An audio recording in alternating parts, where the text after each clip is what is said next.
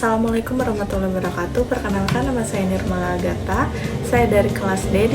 Di sini saya akan mempresentasikan mengenai aspek hukum perdata internasional dalam perdagangan internasional. Perdagangan merupakan kegiatan ekonomi yang sangat penting saat ini.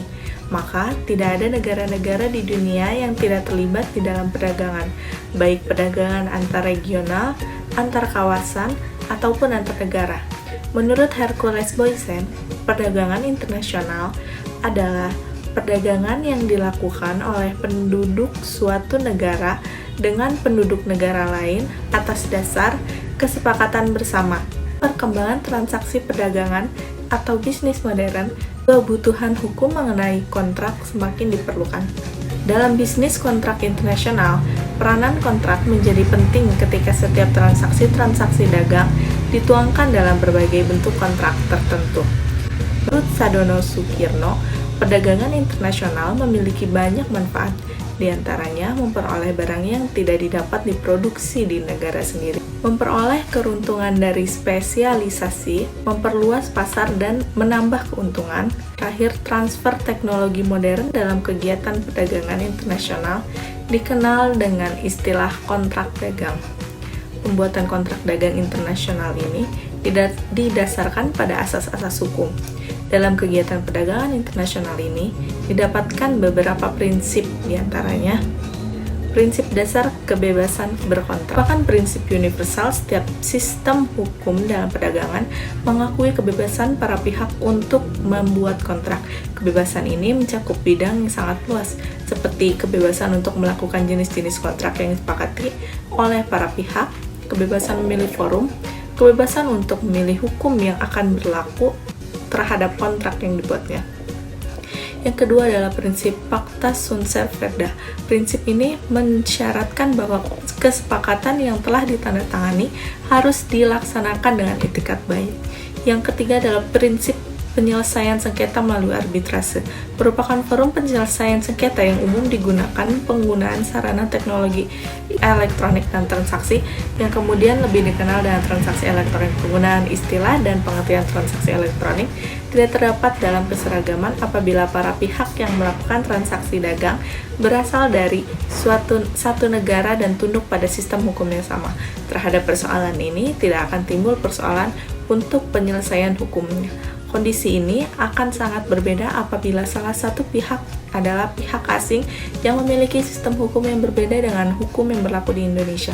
Terlebih lagi, hingga saat ini, Indonesia belum memiliki perangkat hukum yang secara khusus untuk mengatur tentang cyberspace, e-commerce, terutama transaksi elektronik. Undang-Undang Informasi dan Transaksi Elektronik pada pasal 18 ayat 3 dan ayat 4 hanya menentukan apabila para pihak tidak menentukan pilihan hukum dan pilihan forum yang akan diberlakukan bagi para pihak, maka akan diberlakukan asas-asas hukum perdata internasional dalam pelaksanaan transaksi elektronik, termasuk penyelesaian sengketa di antara para pihak.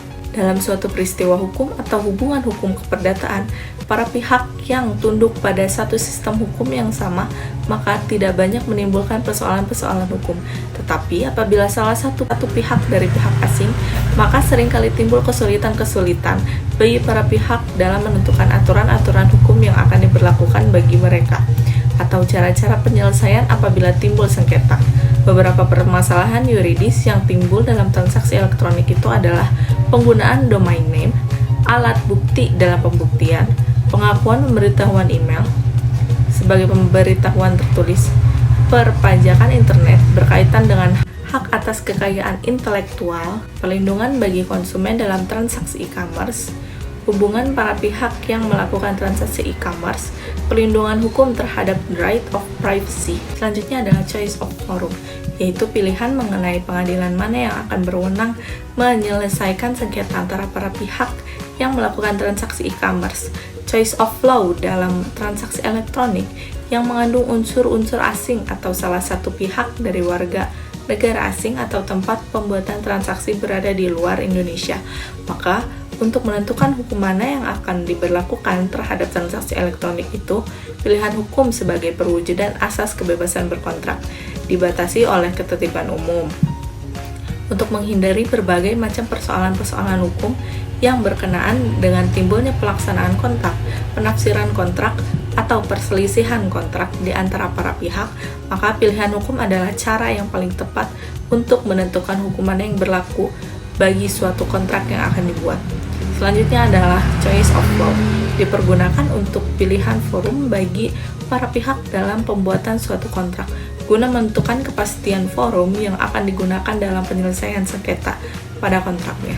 Prinsip-prinsip yang digunakan dalam pilihan forum ini meliputi kebebasan para pihak adalah kebebasan para pihak untuk menentukan forum yang akan dipilih untuk menyelesaikan sengketa di antara mereka.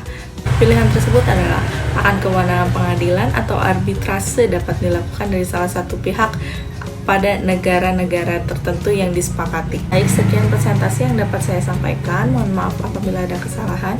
Wabillahi taufiq wal hidayah. Wassalamualaikum warahmatullahi wabarakatuh.